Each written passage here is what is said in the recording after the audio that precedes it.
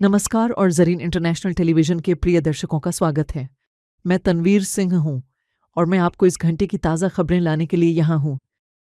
अमेरिकी प्रतिबंधों के तहत एक रूसी टेलीकॉम कंपनी जिसका नाम प्रोटी है ने 2024 में अफगानिस्तान के 4 प्रांतों में 4G नेटवर्क सिस्टम स्थापित किया है, जिसकी सेवा देने की क्षमता 10 मिलियन लोगों तक है। प्रोटी, जिसे रूस के सैन्य तनावों के समर्थन के कारण प्रतिबंधित किया गया है, अफगानिस्तान के टेलीकॉम बाजार में एरिक्सन, नोकिया और हुआवे के बाहर जाने के बाद प्रवेश कर चुकी है और यह पहली बार है जब वह तकनीक निर्यात कर रही है। चाइल्ड सेव संस्था ने गुरुवार को चेतावनी दी कि अफगानिस्तान में लगभग 5 मिलियन बच्चे गंभीर भूखमरी के खतरे में हैं। इस चैरिटी संगठन ने अपनी एक रिपोर्ट में बताया है कि खाद्य सहायता बजट में 40% की कटौती ने अफगानिस्तान में मानवीय संकट को और भी गंभीर बना दिया है। चाइल्ड सेव संस्था ने कहा है कि राहत परियोजनाओं के रुकने के कारण लगभग 420 चिकित्सा केंद्रों की निर्भरता के चलते अफगानिस्तान में लगभग 3 मिलियन और लोग भी बुनियादी चिकित्सा सेवाओं से वंचित हो गए हैं। कंधार में तालिबान के गवर्नर कार्यालय ने कहा है कि हबीबुल्लाह खानजादा के आदेश पर जेल से 260 कैदियों को रिहा किया गया है और 3 अन्य की सजा कम कर दी गई है। स्थानीय सूत्रों का कहना है कि सभी रिहा किए गए लोग आपराधिक मामलों के आरोपी थे और कोई भी राजनीतिक कैदी इस आदेश में शामिल नहीं था। इसी दौरान तालिबान के सर्वोच्च न्यायालय ने पूरे देश में लगभग 1600 कैदियों की रिहाई की सूचना दी है, लेकिन उनकी पहचान या उनके अपराधों की प्रकृति के बारे में कोई विवरण नहीं दिया है।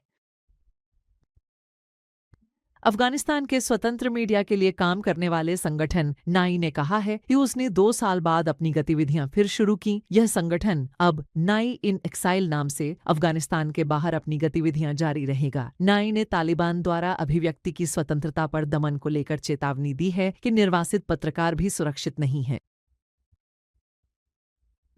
तालिबान ने कुछ प्रांतों के निवासियों को चेतावनी दी है कि वे ईद के अवसर पर इस समूह के आदेशों का पालन करें, अन्यथा उन्हें दंडित किया जाएगा। यह आदेश तालिबान के गवर्नरों द्वारा जनता को दिया गया है। तालिबान के सर्वोच्च न्यायालय ने शनिवार को अफगानिस्तान में ईद उल अजहा का पहला दिन घोषित किया है, जबकि सऊदी अरब और कई अन्य इस्लामी देशों ने आज शुक्रवार को ईद मनाई है। ईरान और अमेरिका के बीच तनाव जारी रहने के बीच वॉल स्ट्रीट जर्नल ने रिपोर्ट किया है कि तेहरान ने परमाणु वार्ताओं के दौरान चीन से बैलिस्टिक मिसाइलों के ईंधन के लिए हजारों टन कच्चा माल मंगवाया है। सूत्रों के अनुसार इन खेपों में अमोनियम नाइट्रेट और क्लोरेट शामिल हैं, जो सैकड़ों मिसाइलों के लिए ईंधन प्रदान कर सकते हैं। रिपोर्ट में यह भी जोड़ा गया है कि 2 ईरानी व्यापारिक कंपनियों ने इन सामग्रियों को एक हांगकांग स्थित कंपनी के माध्यम से ऑर्डर किया है। दुनिया के सबसे शक्तिशाली और सबसे अमीर लोगों के बीच बढ़ते तनाव के चलते कुछ रिपब्लिकन सांसदों ने इस तनाव के परिणामों को लेकर चेतावनी दी है। कुछ प्रतिनिधियों, जिनमें वर्न डेविडसन भी शामिल हैं, ने ट्रंप, मस्क और रिपब्लिकन पार्टी के प्रमुख चेहरों के बीच मतभेद सुलझाने के लिए एक निजी बैठक की मांग की है। इसी दौरान मस्क ने अपने मजबूत रुख से पीछे हटने से इनकार करते हुए घोषणा की है कि ड्रैगन स्पेसक्राफ्ट कार्यक्रम जारी रहेगा। यूक्रेन के सैन्य अधिकारियों ने रॉयटर्स समाचार एजेंसी को बताया है कि कीव की वायु रक्षा प्रणाली रूसी आत्मघाती ड्रोन का मुकाबला कर रही है। इसी समय पूरे यूक्रेन में सैकड़ों सायरन मिसाइल हमलों की चेतावनी बज उठे हैं और सोशल मीडिया उपयोगकर्ताओं ने रूसी हाउचिंग मिसाइलों के विस्फोट की तस्वीरें साझा की हैं।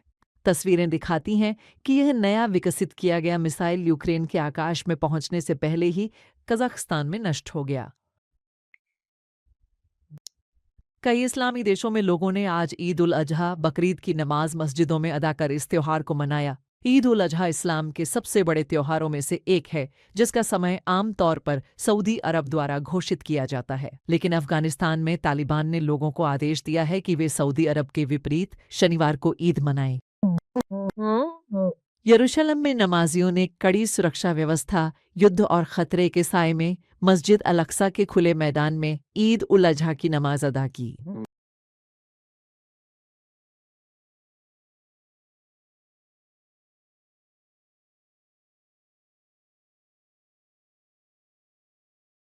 आपके निरंतर समर्थन के लिए धन्यवाद।